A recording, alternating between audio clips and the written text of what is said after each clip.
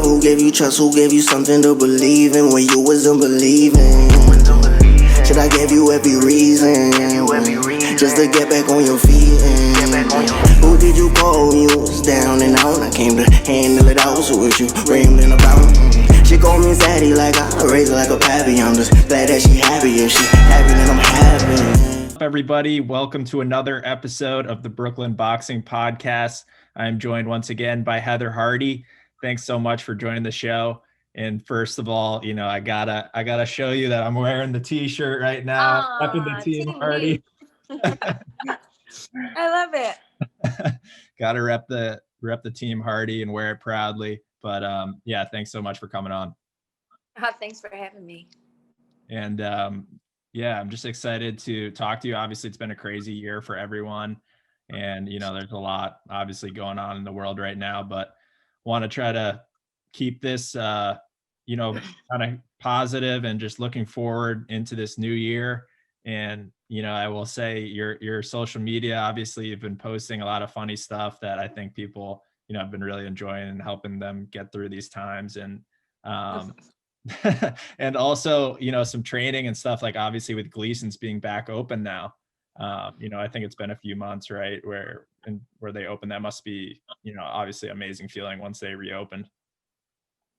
Yeah, for sure. I mean, they were closed. We were closed until July. So to have the doors open back up, you know, we can't spar. All the coaches aren't back yet, but it becomes a source of income when we can teach people there. So it's been quite a relief. Yeah, I mean, I'm sure it's just like amazing to get back into the gym, right? I mean, yeah, being cooped up like that, especially for, you know, someone who's an athlete, you know, it's terrible. For sure. I mean, I'm still not really training because without boxing fights, I have to rely on my second job, which is my personal training and boxing coach kind of job to pay the bills. I don't have that 1 or 2 or 3 fight checks a year to fall back on. So I've really transformed from training myself to training people. Right. And like headed into 2021, or we're in 2021 now, but you know, at the start of this year, I guess, like, is there anything on the horizon for you in terms of boxing or MMA, or any plans that are starting to come together for you? I know you've been tweeting out some potential matchups, looking for a fight, but any news there? Yeah, I mean, I've decided to go up a couple weight classes.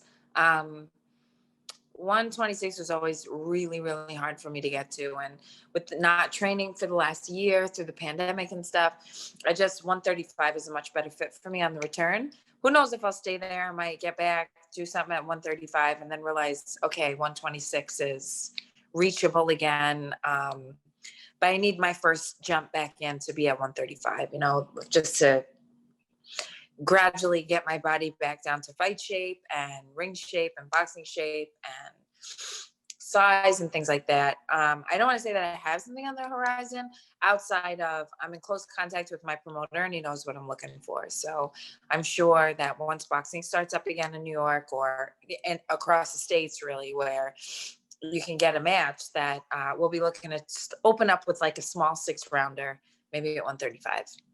So boxing is definitely going to come first probably this year. Yeah, I mean, it would really have to. MMA was always my second home. So if I'm going to start getting myself back into fight shape, a small non-title undercard boxing match just to get the process back in my bones is mandatory. Yeah, definitely. And looking at those, you know, higher weight classes, you know, I was curious, obviously you just said 135, but is there any thoughts at maybe 130 after a couple fights at 135? Or I know there's, you know, particularly some champions in that weight class that, you know, don't have as much experience as you. There might be, you know, definitely some opportunity there. I was curious what your opinion was, or thoughts, I should say, on Mayer Rodney fight. I have been so far removed from boxing. 2020, I didn't have a fight. My last fight was in 2019 when I lost my title at 126.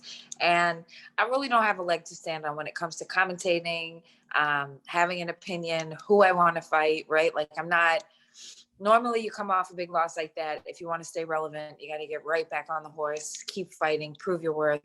And I didn't get to do that in 2020 because of the pandemic. So it seems wildly irresponsible and kind of tasteless for me to talk about the other girls who stayed busy and whether or not I see a potential fight with them, because those are the relevant girls, right? Those are the ones who have to say they want to fight me for it to make sense. I will say that I'm coming back in 135 and I don't know if I'm going to stay there. I have some unfinished business I feel like is left at 126, but I'm not physically in a position to talk about fighting at that low weight right now. So all I can say is, yes, I'm going to box again. We're coming back at 35. I'm going to see how I feel. Okay, that's fair. And, we're all excited to watch that, whoever the matchup will be.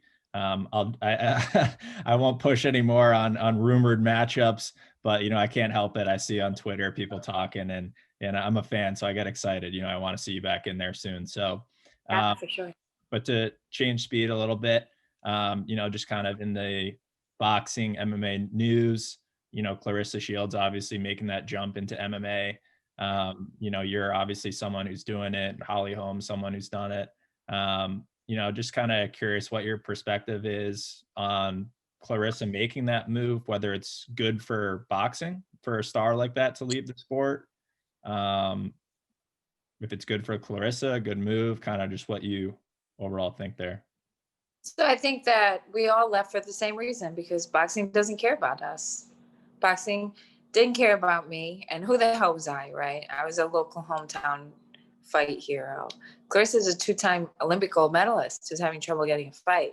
So boxing didn't care about little old me, didn't care about 7 weight class world champion Amanda Serrano. It didn't care about multiple world champion local hero Holly Holm, and it doesn't care about Claressa Shields. And, I can only speak of my own mindset. It was like, I'm not getting any younger. I'm wasting my time. It's like loving a bad boyfriend. You want kids, you want a family, you want to get a house, you want to settle down. And this guy's still looking to go out and party and promising you next year. She's in her prime. Why is she going to sit on the shelf for a year and not fight? I mean, it's for an undisputed world champion.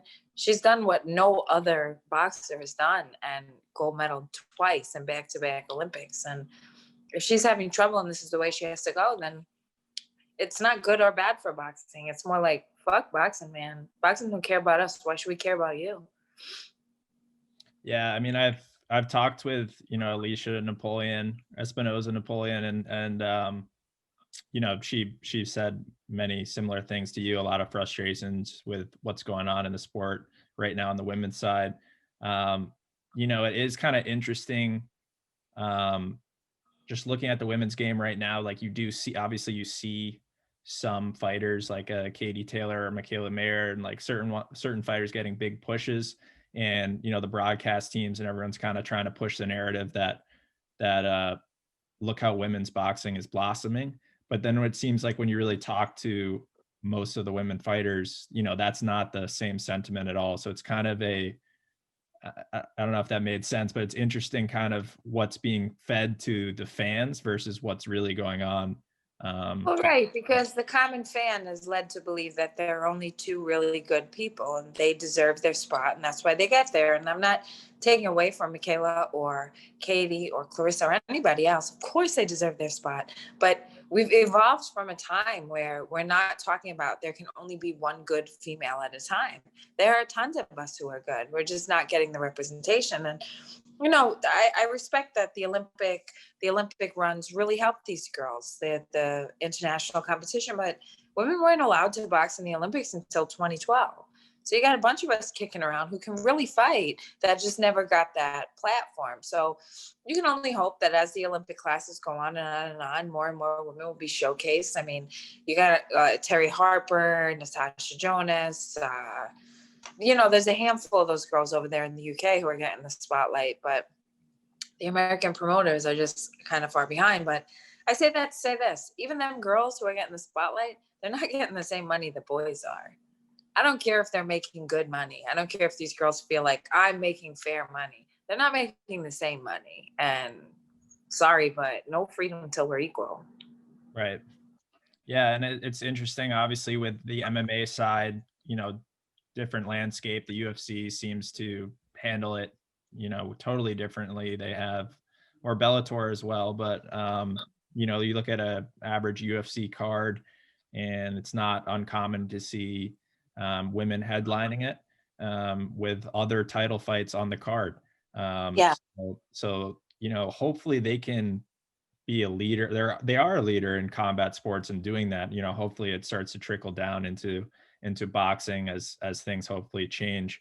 But is there anything that comes to mind with just kind of solutions for this issue, or like how do you see boxing overcoming this, or what needs to be done?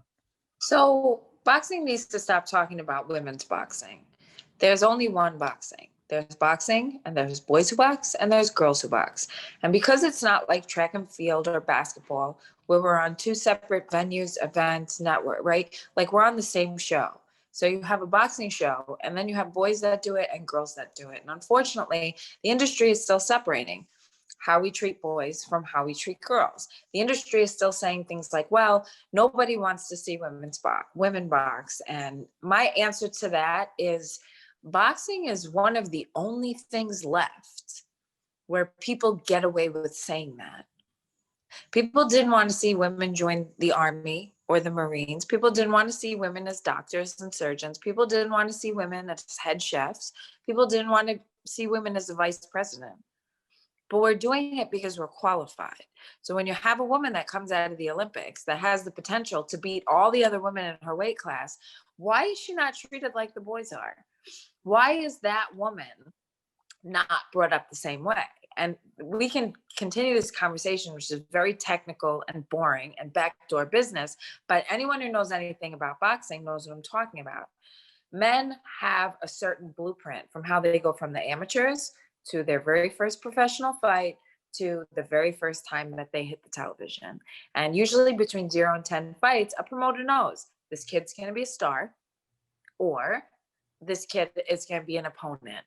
Okay. Mm-hmm. We're either bringing him up like a superstar or we're bringing him up like opponent.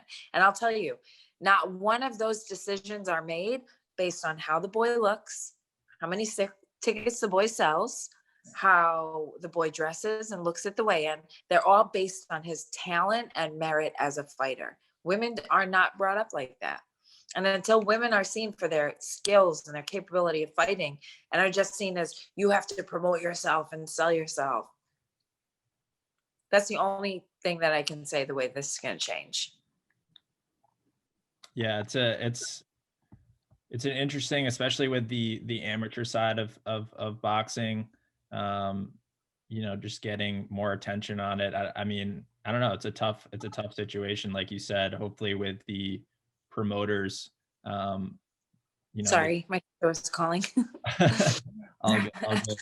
I mean, I will say, I guess to be a little positive here, I'm hoping, hopefully, it's not just kind of like a facade, but it does seem like with Eddie Hearn, obviously, he's one of the younger boxing promoters, right? There's a lot of old guys in the game, been around forever. And, he's really pushing Katie Taylor. He's pushing some of those other UK fighters, women fighters. So that does seem to be encouraging. He's putting them on big cards and he's looking to make those steps. So I guess we can only hope that he can kind of help be a pioneer in boxing. He seems like really kind of the spearhead for the movement. But hopefully he can continue to do that. But as far as, I will say, like with the Clarissa Shields situation, obviously her leaving boxing, it's sad because, like you said, it's like she is obviously such a special fighter. She has all these belts, and it's a good move for her to go to MMA, I'm sure, for money, but man, it's boxing's losing a star and doing that. I know even if she has, as training for an MMA fight, that's going to take a lot of time away from her. Yeah, but she's already made it clear she's not leaving boxing. She's just going to take a break and come back when an opportunity presents itself, which is kind of exactly the same thing I did. Kept it in my arsenal. It's this piece in my toolbox. And it proved to do the right thing for me because it allowed me the opportunity to fight for my world title. It allowed me the opportunity to fight Amanda.